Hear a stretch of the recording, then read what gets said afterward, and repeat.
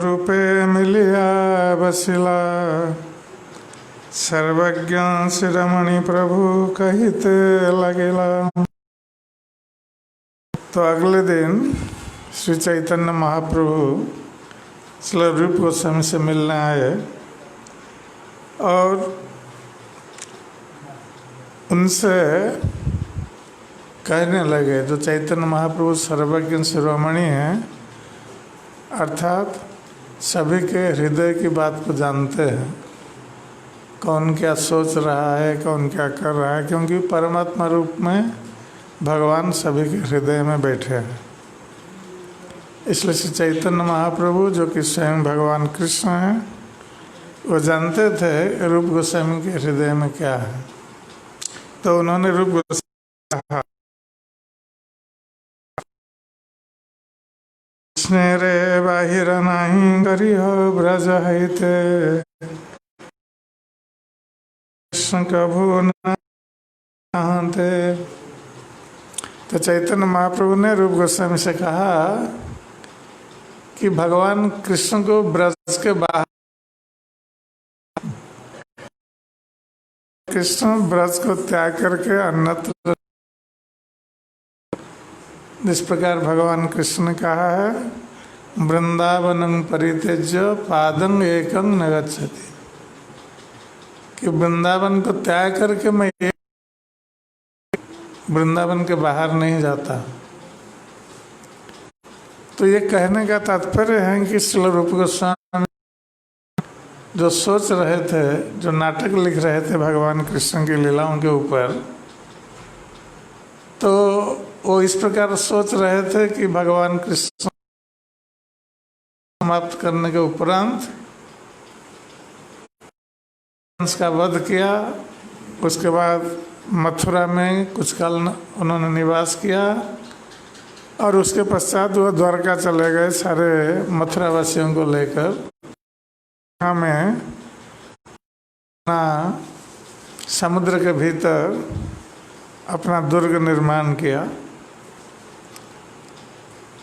तो ऐसा लगता है कि वृंदावन के श्री कृष्ण वृंदावन को उनको आदेश दिया,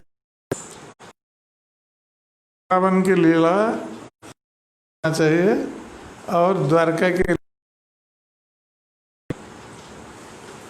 जो सत्यभामा ने कहा था सत्यभामापुर में, तो वही बात चैतन्य महाप्रभु ही कह रहे हैं।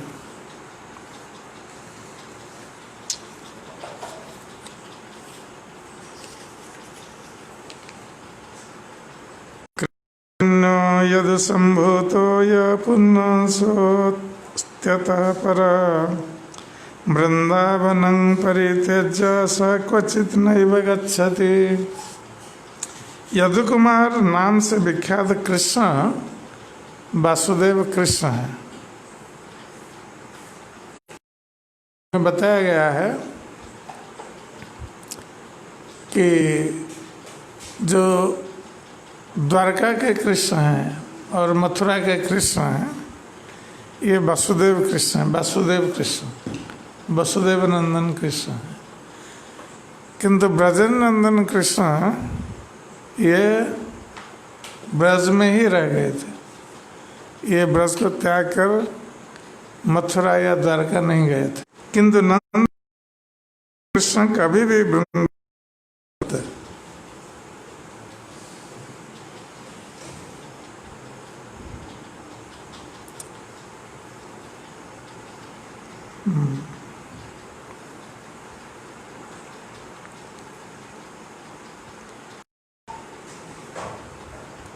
तो भगवान कृष्ण जो ब्रजनंदन कृष्ण हैं, तो ब्रजनंदन कृष्ण सारे अवतारों के मूल है। जिस प्रकार श्रीमद् भागवत में ही बताया गया है, जब सूत गोस्वामी अवतारों का वर्णन कर रहे थे, तो उस समय अवतारों का वर्णन करते हुए अंत में कहते हैं, एते चांस कलापुंस कृष्णस्तु भगवान स्वयं, कि ये जितने सारे ये सब भगवान कृष्ण के एक एक अंश या कला हैं और कृष्ण स्वयं भगवान है। अवतारों के मूल हैं भगवान कृष्ण। तो जब भगवान कृष्ण जो ब्रजनंदन कृष्ण हैं उनका कोई आदि नहीं है, किंतु जितने अवतार हैं भगवान के उनका आदि है। कौन? भगवान कृष्ण। किंतु कृष्ण के कोई आदि नहीं है। इसलिए ब्रजनंदन कृष्ण जब अवतरित होते हैं इस भौतिक संसार में तो उनमें सारे अवतार मिल जाते हैं, क्योंकि वो सारे अवतारों के स्रोत हैं, मूल हैं। और जब नंदन कृष्ण लीला करते हैं ब्रज में, वृंदावन में, और जब मथुरा जाना होता है तो ब्रजनंदन कृष्ण रह जाते हैं, किंतु उनमें जो वासुदेव कृष्ण वो जाते हैं मथुरा द्वारका लीला करने के लिए।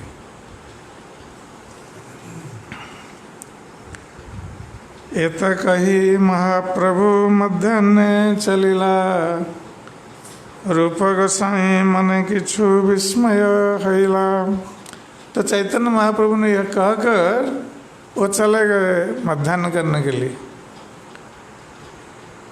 किंतु रूप गोस्वामी इस बात को सुनकर आश्चर्यचकित हो गए कि चैतन्य महाप्रभु उनके मन में जो संशय था कि वो क्या करें, और सत्यभामा ने तो कह दिया था कि उनकी लीलाओं का अलग से वर्णन करने के लिए, किंतु वह रूप गोस्वामी आश्चर्यचकित हुए कि चैतन्य महाप्रभु भी वही बात कह रहे हैं। पृथक नाटक करिते सत्यभामा आज्ञा दिल, जानिलु पृथक नाटक करिते प्रभु आज्ञा आयल। तो अब तक रूप गोस्वामी को सत्यभामा की आज्ञा मिली थी लीला और अलग अलग। अब चैतन्य महाप्रभु वही बात कर रहे हैं, इसलिए रूप गोस्वामी समझ गए कि चैतन्य महाप्रभु की भी वही आज्ञा है जो सत्यभामा की आज्ञा थी। पूर्वे दुई नाटक छिल एकत्र रचना, दुई भाग करी एबे करीमु घटना। तो रूप गोस्वामी सोच रहे हैं कि पहले तो मैंने ये दोनों लीलाओं को एकत्र समावेश किया था नाटक में, ब्रज लीला और द्वारका लीला।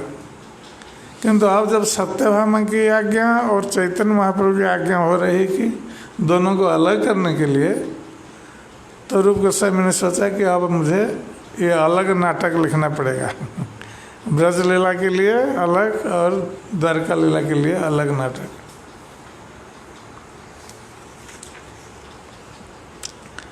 दुई नंदी प्रस्तावना दुई संगठना, पृथक करिया लिखी करिया भावना।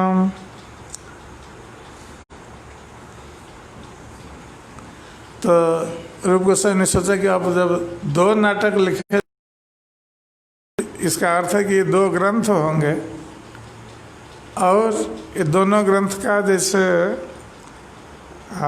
प्रस्तावना है, नांदी स्तुति है, नांदी श्लोक है, ये सब अलग अलग लिखना पड़ेगा दोनों नाटक के लिए। तो ये दो ग्रंथ कौन है? विदग्ध माधव और ललित माधव। तो विदग्ध माधव नाटक जो हैं ये ब्रज लीला से संबंधित हैं, और ललित माधव नाटक द्वारका लीला से संबंधित है।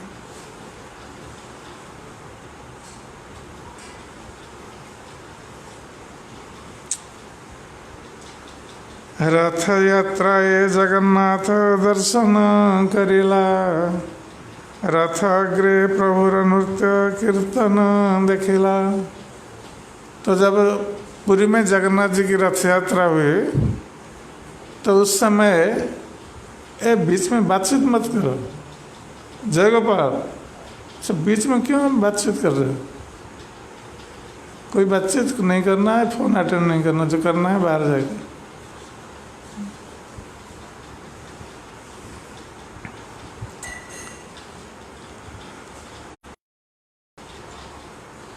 रथ यात्रा ये जगन्नाथ दर्शन करिला, रथाग्रे प्रभुर नृत्य कीर्तन देखिला।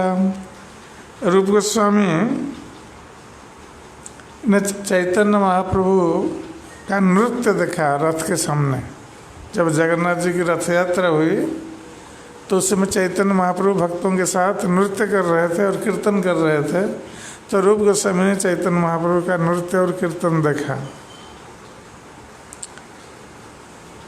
प्रभुर नृत्य श्लोक सुनी श्री रूप गोसाई, से श्लोकार्थ लय श्लोक करिला तथा ये। तो चैतन्य महाप्रभु जब जगन्नाथ जी के रथ के सामने नृत्य कर रहे थे और कीर्तन कर रहे थे, तो उस समय वो जगन्नाथ जी की ओर देखकर एक श्लोक का पाठ कर रहे थे चैतन्य महाप्रभु। तो रूप गोस्वामी ने सुना उस श्लोक को और दूसरे लोग समझ नहीं पा रहे थे कि चैतन्य महाप्रभु ये क्या कह रहे हैं, इस श्लोक में क्या उनका भाव है, किंतु रूप गोस्वामी समझ गए। तो उस श्लोक के अनुरूप उन्होंने दूसरा श्लोक लिखा। पूर्वे से ही सब कथा करियाछि वर्णन, तथापि कहिए किछु संक्षेपे कथन। तो कृष्णदास कविराज गोस्वामी कहते हैं कि इस घटना के संबंध में हमने पहले वर्णन किया है, अब उसके संबंध में मैं संक्षेप में बता रहा हूँ।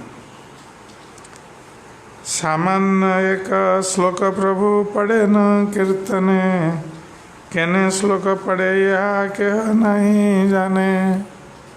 तो चैतन्य महाप्रभु कीर्तन के समय जो श्लोक का पाठ कर रहे थे, तो क्यों उस श्लोक को पढ़ रहे हैं, उसका भाव क्या है, कोई नहीं जानता था।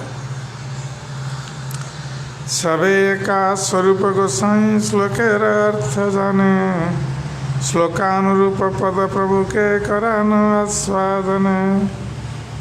किंतु स्वरूप दामोदर गोस्वामी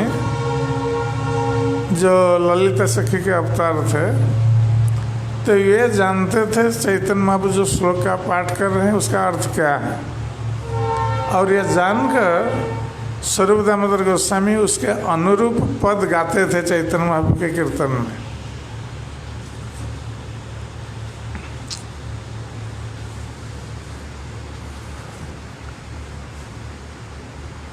रूप गोसाई प्रभुर जानिया अभिप्राय, से अर्थे श्लोक कैला प्रभु रे जे भाई। तो रूप गोस्वामी ये द्वितीय व्यक्ति थे जो जान गए श्लोक का भाव क्या है और उसके अनुरूप उन्होंने दूसरा श्लोक लिखा।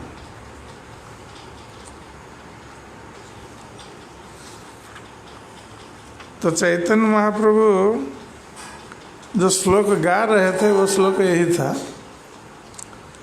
यह कौमार हरसाय वही बरस्ताएव चैत्र क्षपा, स्तेचोन्मीलितमालति सुरभय प्रौढ़ा कदम्बा नीला, सा चैवास्मि तथापि तत्र सुरत व्यापार लीला विदो, रेवारोधसि वेतसि तरुतले चेत समुत्कंठते। जिस व्यक्ति ने ये राधा रानी कह रही है कृष्ण से, जब के वर्षों के पश्चात भगवान श्री कृष्ण द्वारकावासियों के साथ कुरुक्षेत्र आए थे सूर्य ग्रहण के अवसर पर, कुरुक्षेत्र में स्नान करने के लिए, और बहुत सारे लोग आए थे क्योंकि ग्रहण के अवसर पर तीर्थ स्थान में जाकर स्नान करना ये प्रचलित विधि है। तो जब ब्रजवासियों ने सुना कि कृष्ण आ रहे हैं द्वारका से, कुरुक्षेत्र, तो सारे ब्रजवासी लोग इसलिए उधर गए स्नान के लिए, जितना नहीं कृष्ण का दर्शन करने के लिए। तो वो कुरुक्षेत्र गए थे सारे ब्रजवासी, और गोपियाँ श्रीमती राधा रानी सब गई थी। किंतु उन लोगों ने देखा कि कुरुक्षेत्र में जिन कृष्ण को ब्रजवासियों ने देखा, तो ये कृष्ण द्वारका के कृष्ण थे, राजवेश में थे, मुकुट पहने हुए थे, राजवेश में सन पहने हुए थे, और योद्धा बहुत सारे हाथी घोड़े सैन्य ये सब थे। तो वहाँ का परिवेश कुछ अलग था। और वृंदावन के गोपियाँ और ब्रजवासी ये सभी कृष्ण के ब्रज रूप या बन, क्योंकि भगवान कृष्ण वृंदावन में ये बनमाली वेश होते हैं, अर्थात वन की फूलों से बनी हुई होते हैं, मोर पुच्छ धारण करते हैं, और वन के पत्तों से सजाते हैं अपने शरीर को, फूल और पत्तों से सजाते हैं। और उस वेश में भगवान कृष्ण बहुत सुंदर लगते हैं, बनमाली वेश में। ये गोप वेश है। तो उस प्रकार वेश के प्रति ब्रजवासी आकृष्ट थे। क्योंकि जब कृष्ण को विशेष रूप से गोपियों ने देखा इस वेश में, राजवेश में, तो वो प्रसन्न नहीं हुई। तो श्रीमती राधा रानी सोच रही है कृष्ण को देखकर, तो कहती है कि यह कौमार सए वही वरस ताये व चैत्र क्षप। जिस व्यक्ति ने मेरी युवावस्था में मेरा हृदय चुराया था, अब पुनः वो मेरा स्वामी है। वे चैत्र मास की चांदनी से पूर्ण वही रातें हैं, मालती फूलों की वही सुगंध है, और कदम के वन से वही मधुर मंद वायु बह रही है। घनिष्ठ संबंध में मैं भी वही प्रेमिका हूँ, फिर भी मेरा मन यहाँ प्रसन्न नहीं है। श्रीमती राधा रानी कह रहे, मैं रेबा के तट पर बेतसी वृक्ष के नीचे उसी स्थान पर लौट जाने के लिए उत्सुक हूँ, यही मेरी इच्छा है। अर्थात वृंदावन की कुंजों में जाने के लिए श्रीमती राधा रानी उत्सुक हैं, न कि कुरुक्षेत्र में कृष्ण को इस रूप में देखने के लिए। तो यही इस श्लोक का भाव था, और यही उद्देश्य था कि गोपियाँ भगवान कृष्ण को वृंदावन की ओर ले जाना चाहती थी कुरुक्षेत्र से। और वस्तुतः यही रथ यात्रा का उद्देश्य भी है कि जब जगन्नाथ रथ पर आते हैं तो जगन्नाथ जी का मंदिर है वो द्वारका, और रथ पर बैठकर वो जाते हैं कहाँ, गुंडीचा मंदिर में, और गुंडीचा मंदिर वृंदावन है। तो ये ब्रजवासियों को प्रसन्न करने के लिए जगन्नाथ जाते हैं गुंडीचा मंदिर में, तो ये वृंदावन है। तो इसलिए रूप गोस्वामी ने इस श्लोक के अनुरूप दूसरा श्लोक लिखा, जिसका भाव भी वही। तो रूप गोस्वामी ने लिखा, प्रिय स्वयं कृष्ण सहचरी कुरुक्षेत्र मिलित, तथा हंसाराधा तदिदं उभयो संगम सुखम, तथाप्यंत खेलन मधुर मुरली पंचमज से मनो में कालिंदी पुलिन विपिनाय स्पृहयति।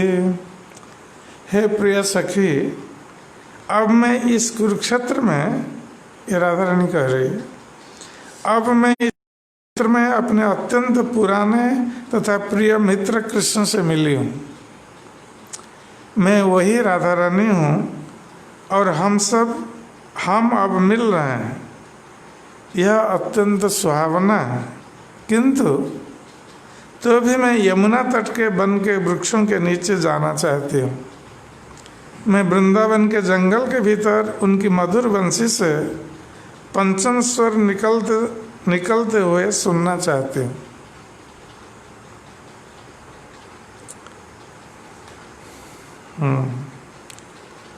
तालपत्र श्लोक लिखी चालेते रखिला, समुद्र स्नान करिवारे रूप गोसाई गला। तो चैतन्य महाप्रभु जी जो श्लोक गा रहे थे, प्रथम श्लोक रथ यात्रा के अवसर पर, रूप गोस्वामी ने केवल सुना वो श्लोक। और रथ यात्रा के बाद जब आए हरिदास ठाकुर की कुटिया में जहाँ रहते थे रूप गोस्वामी, तो आने के बाद उन्होंने ये श्लोक लिखा। और तालपत्र में उस समय लिखते थे, तो तालपत्र में लिखकर उसको तो कुटिया की छत थी वहाँ रख दिया। रख के वो चले गए समुद्र स्नान करने के लिए।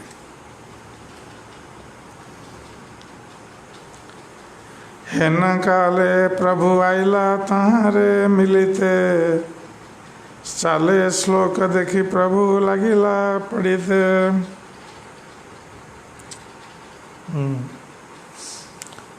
तो उसी समय श्री चैतन्य महाप्रभु उनसे वहाँ मिलने आए। और जब उन्होंने छत में रखे ताड़पत्र को देखा और उन्हें वो श्लोक दिखाई दिया, तो वे उसे पढ़ने लगे। चैतन्य महाप्रभु श्लोक पढ़ी प्रभु सुखे प्रेमा,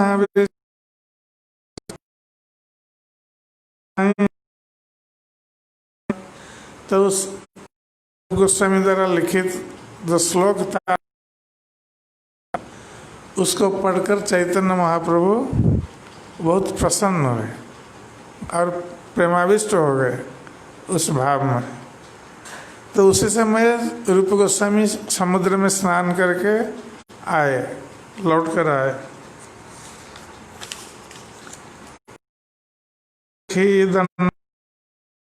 पड़िला प्रभु तारे चपड़ मारी कहते लगिला। तो चैतन्य महाप्रभु को देखकर उनको दंडवत प्रणाम किया रूप गोस्वामी ने। तो जब चैतन्य महाप्रभु ने देखा कि रूप गोस्वामी आ गए स्नान करके, तो श्री चैतन्य महाप्रभु ने रूप गोस्वामी को स्नेहवश एक हल्की थप्पड़ लगाए गाल पर। गूढ़ा मोर हृदय तुम्हें जानिला के मने, एत कही रूपे कैला दृढ़ आलिंगने। तो चैतन्य महाप्रभु ने रूप गोस्वामी से कहा कि मेरा हृदय अत्यंत रहस्यमय है। चैतन्य महाप्रभु कह रहे हैं, और मेरे हृदय में क्या है, मेरा हृदय इतना गंभीर है कि कोई नहीं जान सकता मेरे हृदय में क्या है। तो तुम्हें कैसे पता चला मेरे हृदय में क्या भाव है? मैं जो श्लोक गा रहा था उस समय, तो मेरे हृदय में क्या भाव तुम्हें कैसे पता चला? कहकर चैतन्य महाप्रभु ने उनका आलिंगन किया रूप गोस्वामी का। इसलिए रूप गोस्वामी को जो हम स्तुति कहते हैं, श्री चैतन्य मनोभीष्ट स्थापित येन भूतले स्वयं रूप कदामयं ददाति स्व पदान्तिक। श्री चैतन्य महाप्रभु के मनोभीष्ट को जो जानने वाले हैं रूप गोस्वामी, और उसको जगत में स्थापित किया है, चैतन्य महाप्रभु के मनोभाव। से श्लोक लया प्रभु स्वरूपे देखाइला, स्वरूपेर परीक्षा लागी तहारे पूछिला। तो चैतन्य महाप्रभु को लेकर स्वरूप गोस्वामी को दिखाया, क्योंकि कोई भी कुछ लिख कर लाता था चैतन्य महाप्रभु के पास तो पहले चैतन्य महाप्रभु नहीं देखते थे, पहले स्वरूप दामोदर गोस्वामी, और स्वरूप दामोदर गोस्वामी से चेक करते थे कौन कैसे क्या लिखा है, ठीक लिखा नहीं लिखा। अब जब उनके मन को ठीक लगा तब स्वरूप दामोदर गोस्वामी चैतन्य महाप्रभु के पास भेजते थे, नहीं तो वहीं से लौटा देते थे उस व्यक्ति को। तो अब चैतन्य महाप्रभु स्वयं लेकर जा रहे हैं रूप गोस्वामी के द्वारा लिखित श्लोक गोस्वामी को दिखाने के लिए। और स्वरूप दामोदर गोस्वामी से कह रहे हैं, मोर अंतर वार्ता रूप जानिल के माने, स्वरूप कहे जानी कृपा करिया छ आपने। तो चैतन्य महाप्रभु ने स्वरूप गोस्वामी से कहा, वस्तुतः पूछा कि ये रूप मेरे हृदय की बात को कैसे उसको पता चला, ये रूप को। तो स्वरूप दामोदर गोस्वामी ने कहा कि क्योंकि आपने रूप गोस्वामी पर कृपा, इसलिए आपकी कृपा के बिना आपके हृदय की बात को कौन जान सकता, और आपने कृपा की है रूप गोस्वामी के प्रति, इसलिए रूप गोस्वामी आपके हृदय की बात को समझ गए कि आप क्या भाव या कि क्या भाव लेकर इस लोग गा रहे थे। अन्यथा ये अर्थकार नहीं है ज्ञान, तुम्हें पूर्वे कृपा कैला करी अनुमान। अन्यथा इस अर्थ को कोई नहीं समझ सकता था, इसलिए मेरा अनुमान है कि आपने इसके पर अहेतु की कृपा कर दी है। और यह सत्य है, रूप गोस्वामी पर कृपा की थी यहाँ पर प्रयाग में जब शिक्षा दे रहे थे।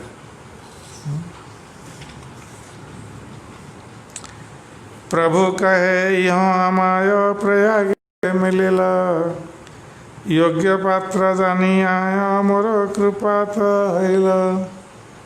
तो चैतन्य महाप्रभु ने कहा कि ये रूप मुझसे मिला था प्रयाग में, और हमने देखा कि योग्य पात्र हैं कृपा करने के लिए, इसलिए हमने इस पर कृपा की है। चैतन्य महाप्रभु ने स्वीकार किया। तबे शक्ति संचर्यामी कैलू उपदेश, तुम्हें कहियो यहाँ रसेर विशेष। तो इसलिए चैतन्य महाप्रभु ने कहा कि हमने इसके हृदय में अपनी शक्ति का संचार करके इसको उपदेश दिया था। अब इन्होंने जो लिखा है इस पर तुम विचार करो। स्वरूप दामोदर गोस्वामी से चैतन्य महाप्रभु ने कहा कि रस की दृष्टि से रूप गोस्वामी ने जो लिखा है उस पर विचार करो। स्वरूप कहे जाते श्लोक देखिलू, तुम्हें करिया छ कृपा तब ही जानी लो। तो स्वरूप दामोदर गोस्वामी ने कहा कि जब से मैंने इस श्लोक को देखा तब से हम समझ गए कि आपने रूप गोस्वामी पर कृपा की है, नहीं तो रूप गोस्वामी आपके हृदय के भाव को जानकर ऐसा श्लोक कैसे लिख सकते हैं। फलेन फल कारणं अनुमीयते, परिणाम देखकर उस परिणाम के कारण को समझा जा सकता है। स्वर्गामृणालिना ननामृणालाग्रभुजो भजाम अत्रानुरूपं तनुरूपत रिद्धि कार्यं निदानद्धि गुणानधीते।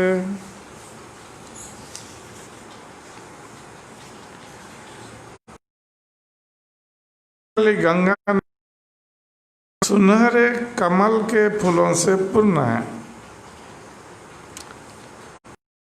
उस लोक के निवासी हम फूलों खाते हैं।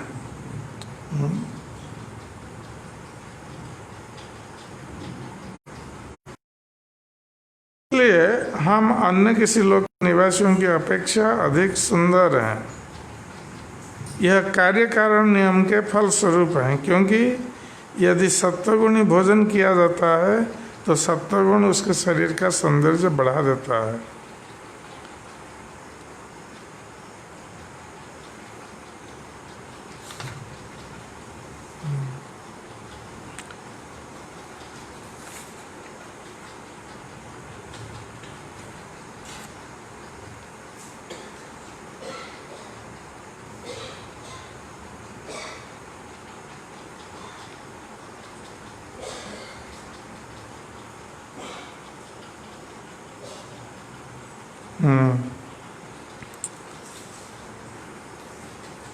तो इस श्लोक में ये कहा गया कि स्वर्ग में बहने वाली गंगा नदी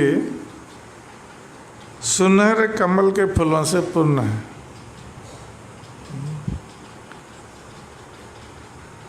जिन कमलों का रंग सुनहरा है, सुनहरा जानते, गोल्डन, सोना जैसा कमल के फूल का रंग जो है, और उस लोक के निवासी इन फूलों के डंठल को खाते हैं। स्वर्ग लोक के निवासी देवतागण, और इसलिए कहा जाता है कि ये बहुत सुंदर हैं देवतागण।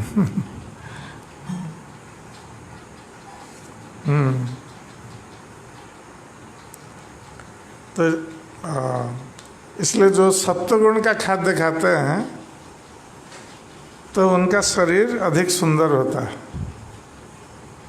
जो तमोगुण का खाद्य खाते हैं वो उतना सुंदर नहीं होता।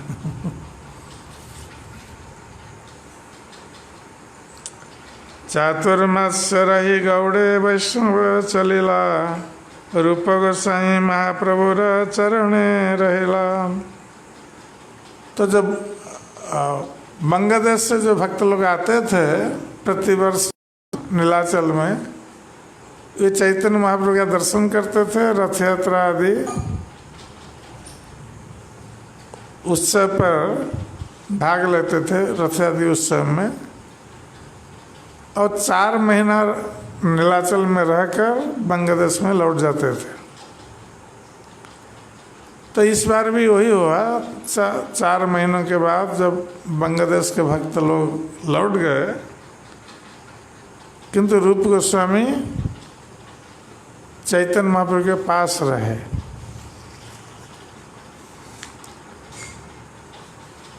एक दिन रूप करेन नाटक लिखन आचंबिते महाप्रभुर हैल आगमन।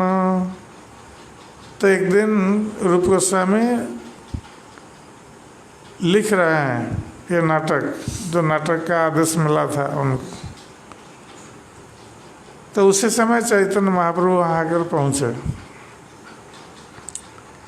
संभ्रमे दुहें उठी दंडवत हेला, दुहें आलिंग्या प्रभु आसने बसेला। तो हरिदास ठाकुर की कुटिया में रहते थे रूप गोस्वामी, तो इसलिए हरिदास ठाकुर और रूप गोस्वामी दोनों थे वहीं पर। तो जब चैतन्य महाप्रभु आए तो दोनों ने उठकर चैतन्य महाप्रभु को दंडवत प्रणाम किया, और चैतन्य महाप्रभु उनके पास जाकर बैठ गए। दोनों को आलिंगन करने के उपरांत चैतन्य महाप्रभु वहाँ आसन में बैठे। क्या पुथि लिखवली एक पत्र अनिला, अक्षर देखिया प्रभु मने सुखी हैला। तो रूप गोस्वामी वो जो भोजपत्र या ताड़पत्र में लिखते थे, तो एक के बाद एक ये सजा करके रखते थे। तो चैतन्य महाप्रभु ने रूप गोस्वामी से कहा कि क्या लिख रहे हो, एक कह करके एक पन्ना उठा लिया और उसको पढ़ने लगे।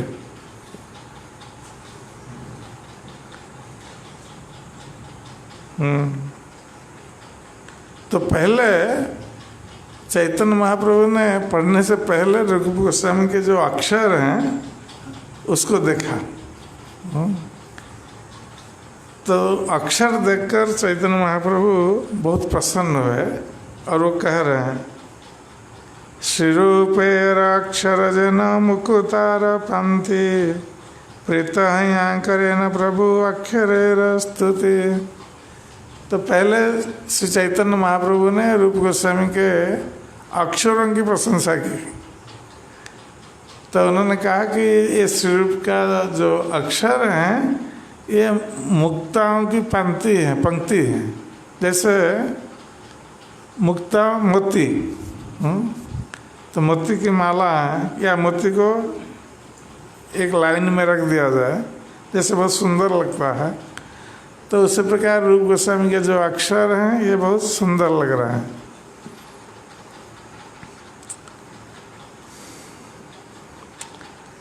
से पत्रे प्रभु एक श्लोक जे देखिला पढ़िते श्लोक प्रेमे। तो उस पन्ने पर चैतन्य महाप्रभु ने फिर पहले तो अक्षरों की स्तुति की, रूप गोस्वामी के अक्षरों की स्तुति। उसके पश्चात जो श्लोक लिखा था उस पन्ने पर रूप गोस्वामी ने उसको पढ़ा और पढ़ करके तुरंत वो प्रेमाविष्ट हो गए चैतन्य महाप्रभु।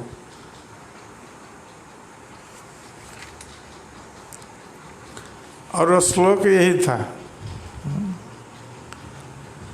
तुंडे तांडविनीरतिं वितनुते तुंडावली लब्धे कर्णं क्रोडकडम्बिनी घटयते कर्णावृदेभ्यः स्पृहां चेता प्राङ्गणसंगिनी विजयते सर्वेन्द्रियाणां कृति न जानजनिता कियद्भियमृतैः कृष्णेति वर्णाद्वये।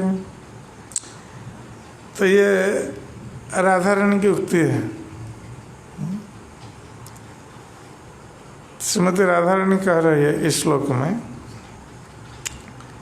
कि मैं नहीं जानती हूँ कि कृष्ण के दो अक्षरों ने कितना अमृत उत्पन्न किया है।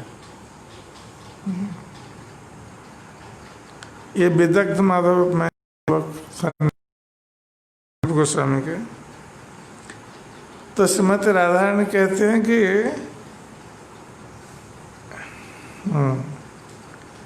एक कृष्ण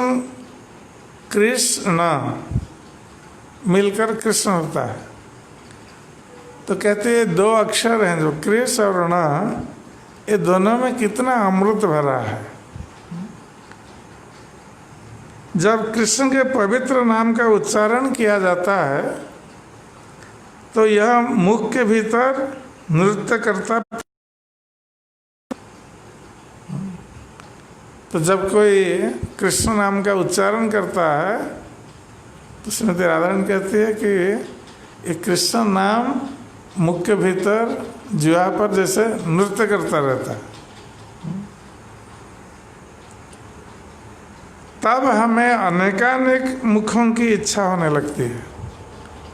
तो उस समय हम सोचते हैं कि यदि एक मुख न होकर हमारे पास अनेक मुख होते तो अनेक मुखों में वो कृष्ण नाम नृत्य करता।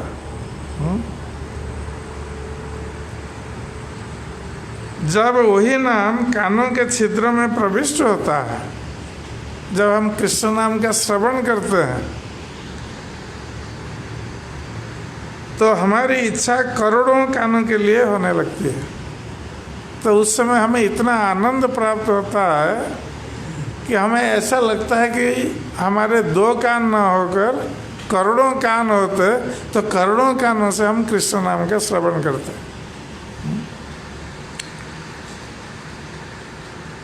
और जब यह नाम हृदय के आंगन में नृत्य करता है, भगवान कृष्ण का जो नाम ये हृदय के आंगन में नृत्य करने लगता है, तो मन की गतिविधियों को जीत लेता है,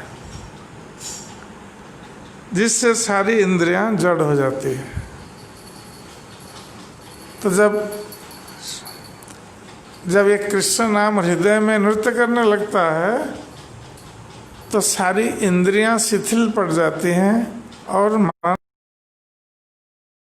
पूर्ण रूप से जड़ जैसा बन जाता है। अर्थात मन की जो चंचलता है वो नष्ट हो जाती है, मन स्थिर हो जाता है। तो ये भगवान कृष्ण के नाम की महिमा है। श्लोक सुनी हरिदास हईला उल्लासी, नाचिते लगिला श्लोकेर अर्थ प्रशंसी। तो हरिदास ठाकुर तो नामाचार्य है, जो नाम की महिमा उन्होंने सुनी तो बहुत प्रसन्न हो गए और प्रसन्न होकर वो नृत्य करने लगे इस श्लोक के अर्थ की प्रशंसा करते हुए। कृष्ण नामेर महिमा शास्त्र साधु मुखे जानी, नामेर माधुरी ऐसे कहाँ नहीं सुनी। तो हरिदास ठाकुर ने कहा कि शास्त्रों में और साधुओं के मुख से एक कृष्ण नाम की महिमा हमने बहुत बार सुनी है। शास्त्रों में कृष्ण नाम की महिमा बताई गई है, साधु लोग भी कृष्ण नाम की महिमा बताते हैं, हमने सुना। किंतु नाम का जो माधुर्य है, कृष्ण नाम का जो माधुर्य रूप गोस्वामी ने वर्णन किया इस श्लोक में, तुंडे तांडविनी रतिं वितनुते श्लोक में, तो ऐसा माधुर्य जो हमने कभी है ना।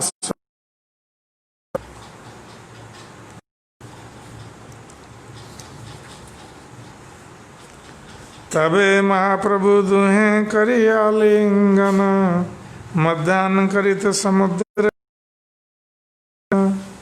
उसके पश्चात चैतन्य महाप्रभु दोनों का आलिंगन करते हुए फिर मध्याह्न करने के लिए चले गए, समुद्र में स्नान करने के लिए। आराधना महाप्रभु देखी जगन्नाथ, सार्वभौम रामानंद स्वरूपादि साथ। सबे मिली चली आइला श्री रूपे मिलिते, पथे तार गुण सवारे लगिला कहते। तो भगवान कैसे भक्त की प्रशंसा करते हैं और प्रशंसा करने में सतमुख हो उठते हैं। तो हम चैतन्य महाप्रभु की लीला में देख सकते हैं कि स्वयं तो रूप गोस्वामी पर बहुत प्रसन्न थे और उनमें शक्ति का संचार किया था, और स्वयं रूप गोस्वामी के श्लोक की प्रशंसा कर चुके हैं। अब दूसरे भक्तों को साथ लेकर आ रहे हैं रूप गोस्वामी की प्रशंसा करने के लिए। तो साथ में ला रहे हैं सार्वभौम भट्टाचार्य, रामानंद राय और स्वरूप दामोदर गोस्वामी। तो ये सब महान विद्वान भक्त हैं, विद्वान वैष्णव, तो उनको लेकर आ रहे हैं। और जब रास्ते में आ रहे थे तो रास्ते भर रूप गोस्वामी की प्रशंसा उनके सामने करते आ रहे थे, ये तीनों के सामने। दुई श्लोक कही प्रभुर हैल महासुख, निज भक्तिर गुण कहे हया पंचमुख। जब श्री चैतन्य महाप्रभु ने दो महत्वपूर्ण श्लोक सुनाए, दो महत्वपूर्ण श्लोक कौन कौन सा?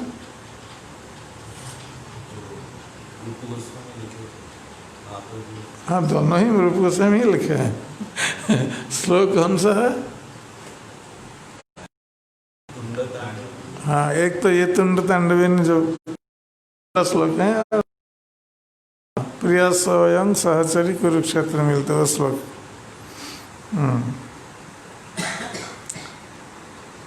तो ये दोनों श्लोक को पढ़कर चैतन्य महाप्रभु बहुत आनंदित हुए और अपने भक्त के गुण की महिमा वर्णन करने में पंचमुख जैसे हो गए, जैसे 5 मुखों में रूप गोस्वामी की महिमा का वर्णन कर रहे थे इन तीनों के सामने।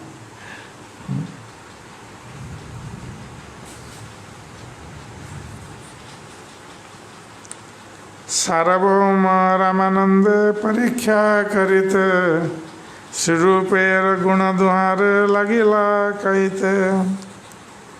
सार्वभौम भट्टाचार्य तथा रामानंद राय की परीक्षा लेने के लिए ही उनके समक्ष महाप्रभु श्री रूप गोस्वामी के दिव्य गुणों की प्रशंसा करने लगे। भगवान के भावों को समझना मुश्किल है। एक तो रूप गोस्वामी की प्रशंसा कर रहे हैं दोनों के सामने, फिर उनकी भी परीक्षा ले रहे हैं।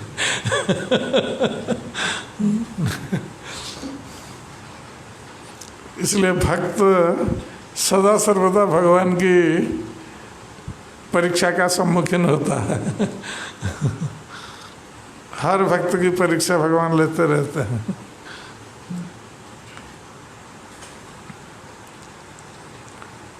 ईश्वर स्वभाव भक्तेर नालय अपराध अल्प सेवा बहुमाने आत्म पर्यंत प्रसाद। तो स्वभावतः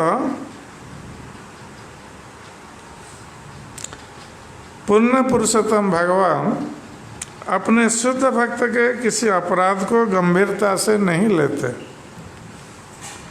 भक्त जो भी स्वल्प सेवा करता है उसे भगवान इतनी बड़ी सेवा के रूप में स्वीकार करते हैं कि वे अपने आप को भी अर्पित करने के लिए प्रस्तुत रहते हैं। अन्य वरदानों के बारे में क्या कहा जाए।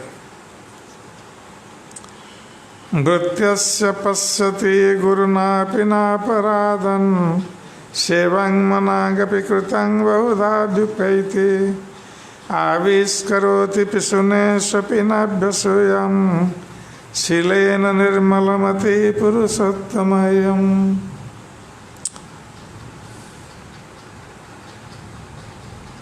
परम भगवान पुरुषोत्तम के नाम से विख्यात हैं और सबसे महान है। उनका मन निर्मल है। वे इतने दयालु हैं कि यदि उनका सेवक कोई बड़ा अपराध भी कर दें तो वे उसे गंभीरता से नहीं लेते। हाँ, यदि उनका सेवक छोटी सी भी सेवा करता है तो भगवान उसे बहुत बड़ी सेवा के रूप में स्वीकार करते हैं।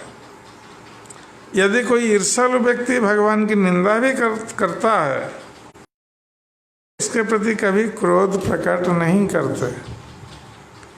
ऐसे हैं उनके महान गुण। ये भगवान के गुण बताए गए हैं कि ईर्ष्यालु व्यक्ति भगवान की निंदा करने पर भी भगवान क्रोधित नहीं होते हैं उसके प्रति। और अपना भक्त कभी अपराध कर लेता है तो भगवान इतना बड़ा नहीं मानते हैं उस अपराध को। और भक्त थोड़ी सी भी सेवा कर देता है तो भगवान उसको मानते हैं कि बहुत सेवा की है हमारी। ये भगवान का दिव्य गुण है। तो भगवान कितने उदार हैं अपने भक्तों के प्रति और सारे जीवों के प्रति भी। भक्त संगे प्रभु आइला देखी दुई जना दंडवत हया कैला चरण वंदन। जब हरिदास ठाकुर तथा रूप गोस्वामी ने देखा कि चैतन्य महाप्रभु अपने अंतरंग भक्तों के साथ आए हैं तो उन दोनों ने तुरंत भूमि पर दंड की तरह गिरकर उनके चरण कमलों की वंदना की। भक्त संग कैला प्रभु दुआरे मिलन पिंडा थे वसिला प्रभु लया भक्तगण। तो जब चैतन्य महाप्रभु पहुँचे तो रूप गोस्वामी और हरिदास ठाकुर ने सारे भक्तों को दंडवत प्रणाम किया और चैतन्य महाप्रभु सारे इन भक्तों को लेकर एक ऊंचे स्थान पर पिंडा के ऊपर बैठे। रूप हरिदास दुहे बसिला पिंडा तल, सवार आग्रह न उठिला पिंडर ऊपर। तो चैतन्य महाप्रभु, सार्वभौम भट्टाचार्य, राय रामानंद, स्वरूप दामोदर गोस्वामी इनको लेकर पिंडा के ऊपर ऊंचे स्थान पर बैठे हैं और उन्होंने बुलाया रूप गोस्वामी और हरिदास ठाकुर को, वो भी ऊपर बैठने के लिए, किंतु इन दोनों ने नीचे ही बैठा, ऊपर नहीं गए बैठने के लिए।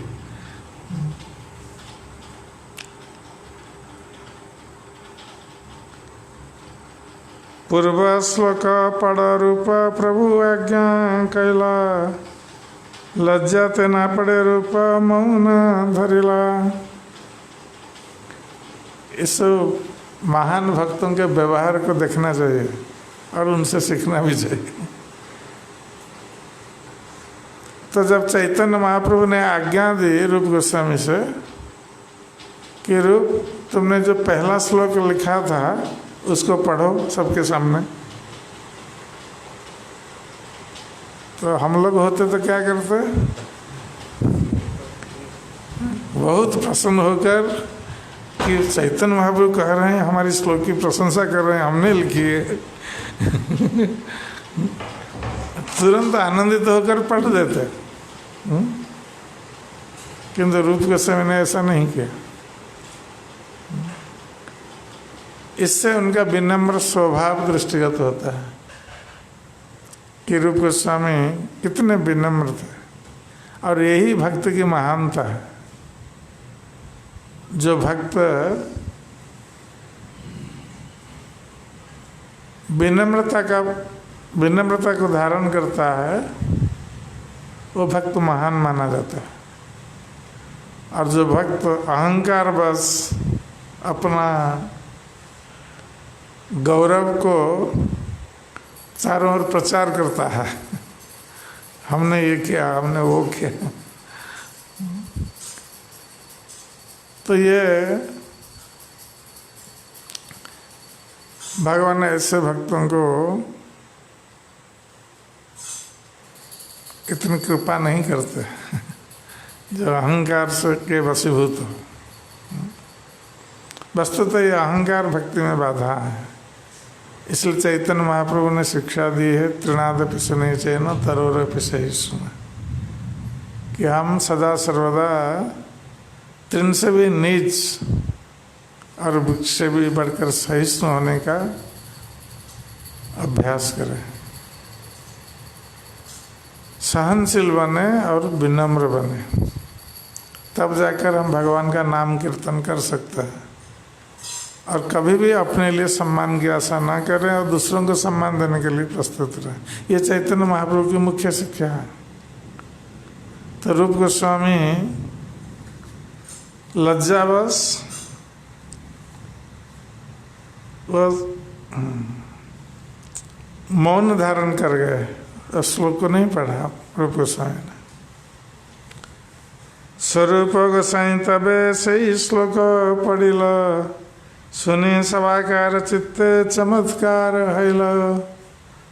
जब रूप गोस्वामी मौन धारण कर गए, उन्होंने पढ़ा नहीं श्लोक दीनतावश, तो स्वरूप दामोदर गोस्वामी फिर उस श्लोक को पाठ करने लगे सभी के सामने। और जब सभी ने सुना इस श्लोक को तो सभी आश्चर्यचकित हो गए।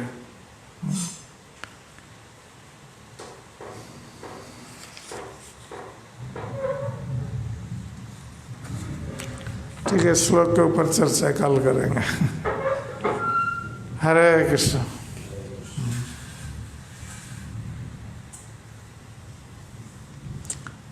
जय श्री कृष्ण बलराम की जय, श्री जगन्नाथ बलदेव सुभद्रा महारानी की जय। श्री श्री राधा श्याम सुंदर ललिता विशाखा देवी की जय, श्री श्री गौर निताई की जय, श्री प्रभुपाद जी महाराज की जय, गौर भक्त वृंद की जय, निताई गौर प्रेमानंदे हरि हरि।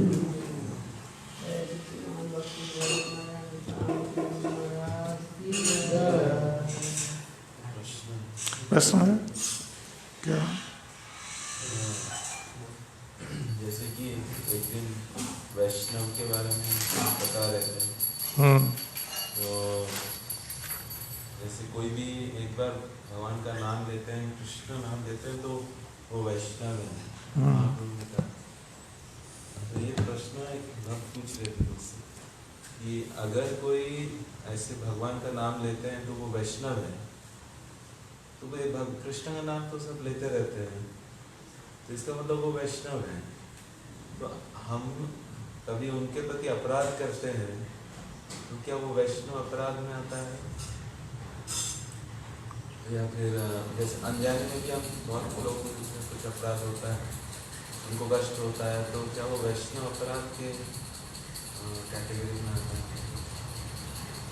चैतन्य महाप्रभु ने जो प्रथम बार का कुलीन ग्राम के निवासियों के प्रश्न के उत्तर में, वो एक वैष्णव का जनरल डेफिनेशन था, साधारण संज्ञा है कि जो एक बार कृष्ण का नाम लेता है वो वैष्णव है।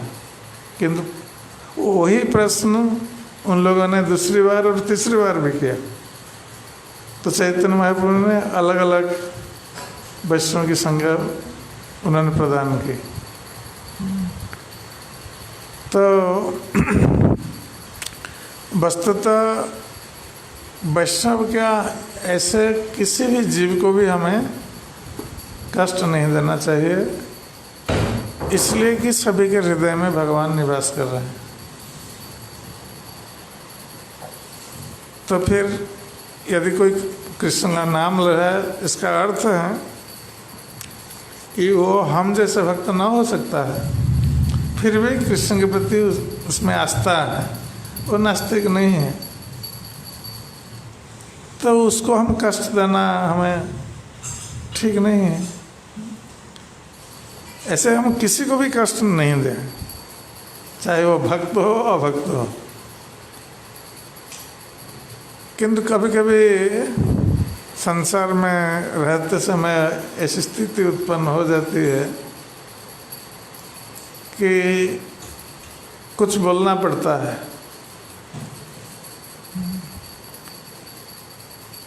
किंतु हम सत्य के आधार पर हम कुछ बोल सकते हैं, किंतु ऐसा ना हो कि हम क्रोधित होकर उसको कुछ इस प्रकार बोलें जिससे कि उसको दुख हो। यदि सत्य और न्याय के आधार पर हम कुछ बोलते हैं, ठीक है,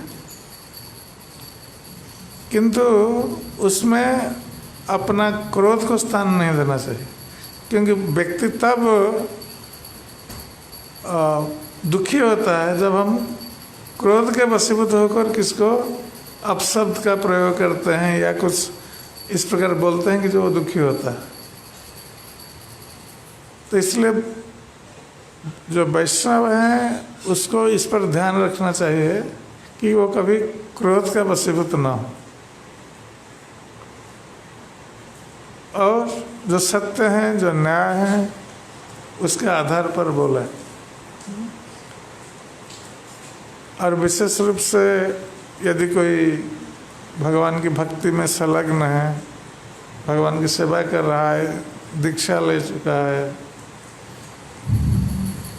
तो रूप गोस्वामी जैसे बताते हैं कि कोई भगवान का नाम लेता है तो हम मन से उसको प्रणाम करते हैं, और जो दीक्षित हैं उसको हम शरीर से प्रणाम करते हैं।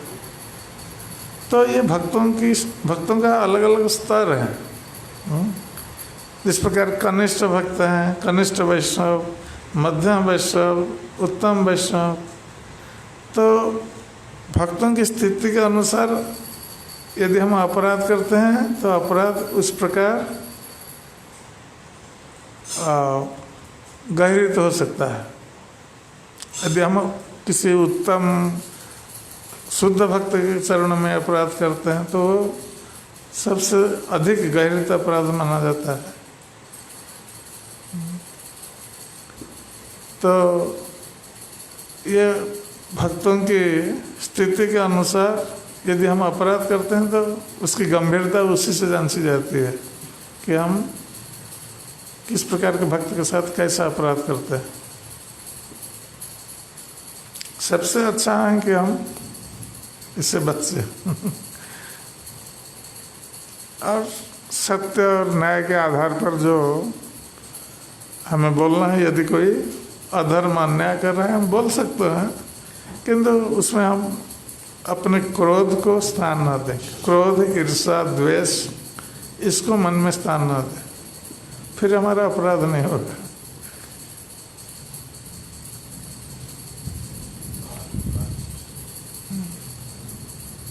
और इसमें जैसे हम ये पढ़ रहे हैं तो इसमें सब भक्तों का महाप्रभु के साथ व्यवहार हो रहा है, तो उसमें सब महाप्रभु को आप कह रहे हैं, लेकिन स्वरूप दामोदर वो महाप्रभु तुम ही करके संबोधन कर रहे हैं।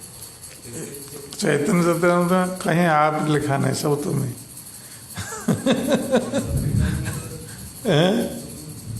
तुम ही सब लगे। आप भी होता है जैसे जनरल भाषा में हाँ, तुम ही लिखा है हर जगह।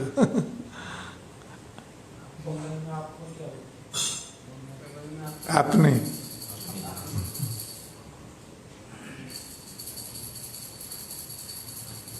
तो ये अंतरंगता का प्रतीक है। जब हम आप बोलते हैं उसमें डिस्टेंस, दूरत्व, सम्मान सूचक है, किंतु जब हम तुम बोलते हैं या तू बोलते हैं इसको वो थोड़ा नज़दीक है, संपर्क नज़दीक है, अंतरंग संपर्क। जब तुमसे तू बोलते हैं और अंतरंग हो जाता है।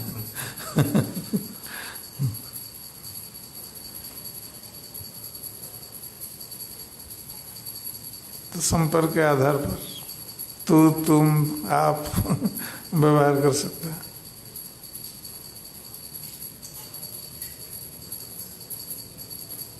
किंतु वैष्णवों को कभी तू नहीं बोलना है। कम से कम तुम या कोई वरिष्ठ वैष्णव है आप शब्द का व्यवहार करें।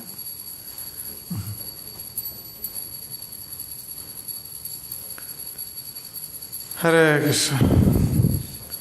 जय श्री चैतन्य चरितामृत की जय, गौर भक्त वृंद की जय, ताई गौर प्रेमानंदे।